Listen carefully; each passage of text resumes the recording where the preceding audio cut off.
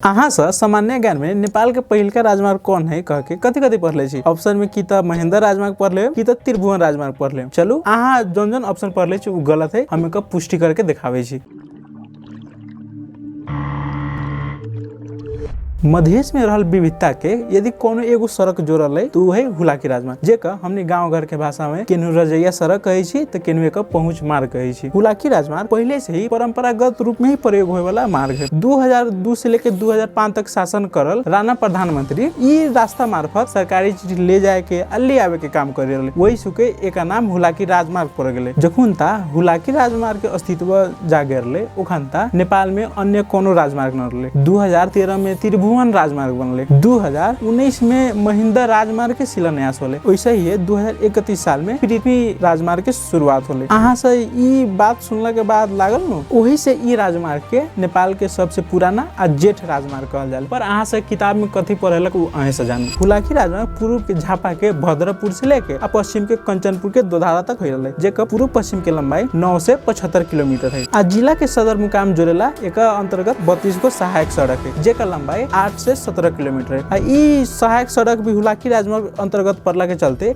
एक टोटल लंबाई जमा जमी हमने के 17 से 92 किलोमीटर पड़ल है। हुलाकी राजमार्ग के शुरू से ही मधेश के रीढ़ के हड्डी के दर्जा मिल रहे। कारण कथी रहे, ई रास्ता मार्फत आदमी सब अपन खेती किसानी के लगी सामान से ढोआ ढोई कर ले। वैसे ही इस सड़क के छेउछाव में मधेश के पुराना शहर जैसे कि विराटनगर, मलंगावा, गौर, नेपालगंज ये सड़क के छेउछाव में रहे। आ इस शहर में रहे कौन मधेश के धनाढ्य आदमी सब, जोन आदमी धनी कर रहे ओकनी सब। आ 2007 के राणा विरोधी आंदोलन में मधेश के भूमिका इतना तारीफ हो गए कि बातें छोड़ दूं। इतना कि हुलाकी राजमार्ग से सटल गौर के बॉर्डर ओपार बरगनिया में नेपाली कांग्रेस बरगनिया सम्मेलन करले, जेकर प्रतीक स्वरूप गौर में क्रांति द्वार के निर्माण करल गेले। आ राणा विरोधी आंदोलन में मधेश के देल योगदान से बीपी कोइराला इतना कुछ रहे कि जन निर्वाचित प्रधानमंत्री होइला के बाद 2016 में सर्लाही में हुलाकी राजमार्ग निर्माण करे के लगी जाके निवज काटले। पर कथी करम 2017 में आके राजा महेंद्र बहुदल सिस्टम के खारिज करके अब निरंकुश पंचायत सिस्टम स्थापना कर दे, जेकर चलते न कोनो आवाज उठावे सकत न कुछ। वही सुके न बीपी कोइराला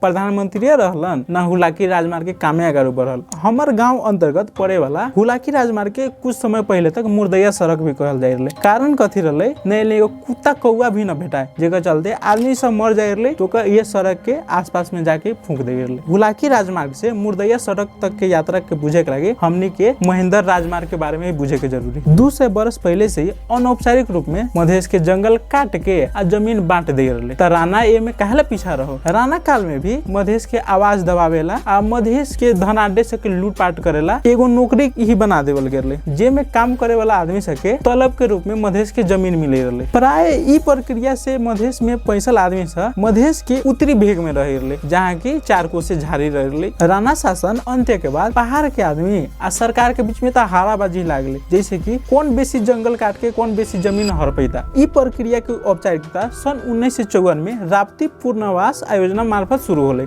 जेकर अंतर्गत 5 वर्ष में ही 5233 घर परिवार के 28,000 हेक्टेयर से भी ज्यादा जमीन बांटल गेले। ऐसन का अनेकों घटनाक्रम के जारी रखते हुए राजा महेंद्र 2019 साल बैसाख 1 गते नवलपरासी के गैंडाकोट में जाके महेंद्र राजमार्ग के शिलान्यास करल, जेकरा से लाभान्वित कौन हो रहे, उनकर एगो भाषा एगो भेष नीति के तहत पड़े वाला आदमी सब। हमनी अपन गांव के बुढ़वा पुरानिया से राजा महेंद्र आ हुलाकी राजमार्ग के बारे में बात करैली, तब खाली उनका बारे में खाली नकारात्मक भाव ही सबके निकलले। ई विश्वव्यापी मान्यता है कि कोनो देश के सर्वांगीण विकास के लगी सड़क, यातायात आ भौतिक पूर्वाधार बनले तो देश के विकास होले। पर मधेश के दृष्टिकोण से यदि देखम त महेंद्र राजमार्ग बनला के चलते मधेश के सर्वांगीण विनाश के युग शुरू हो गेले। विनाश के शुरुआत में तो उतना घन जंगल रहे, सबके काट के ठूंठ कर देवल गेले आ ठाव में बस्ती बसा देवल गेले। अब पहाड़ी समुदाय के वर्चस्व कायम करे के लगी हुलाकी राजमार्ग के अस्तित्व मिटा देवल गेले।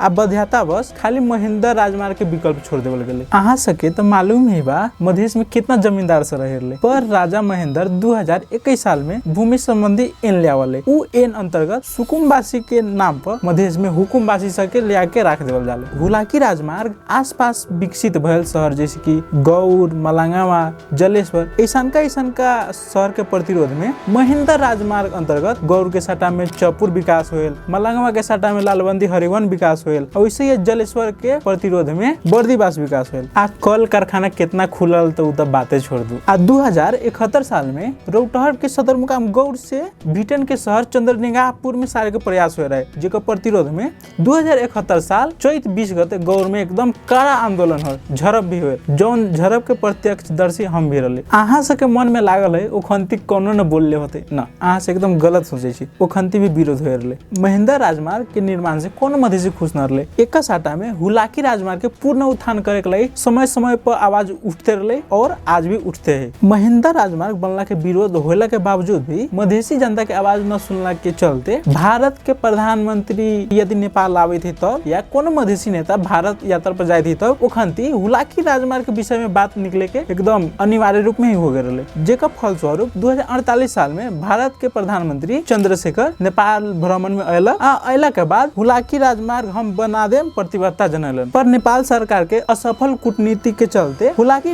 राजमार्ग के निर्माण प्रक्रिया के शुरुआत 2065-2066 से शुरू मात्र भे सकल। भारत के सहयोग में बन रहल ई लोकमार्ग के अनुमानित बजट 4727 करोड़ रुपया रहे, जेकर संपन्न होए के बाद तक शुरू में 2074-2075 तक रहे, पर बढ़ा के 2077-78 तक कर देवल गेले, पर 78 तो बात छोड़ू, अभी 81 आ गए तो पर भी ई निर्माण के प्रक्रिया में है। बात यह है कि अभी अंतिम चरण पू गेल है आ 1-2 बरस में एक निर्माण संपन्न हो जाते। हुलाकी राजमार्ग बनला के बाद मधेश के आदमी सबके मुंह पर मुस्कान आयल है, मधेश में रहल जमीन सबके मूल्यांकन बढ़ल है। वैसे ही सड़क यातायात व्यवस्था सुधार होला के चलते आदमी सब अपन कृषि सामान जैसे तीना तरकारी चाउर दाल अच्छा भाव में शहरी क्षेत्र में जाके बेच सके थे, ठाव में नया बाजार खुले थे। और वैसे ही जौन रौनक महेंद्र राजमार्ग बनला के चलते पुरानका शहर के भुला गेले उ रौनक फेनु आवे थे।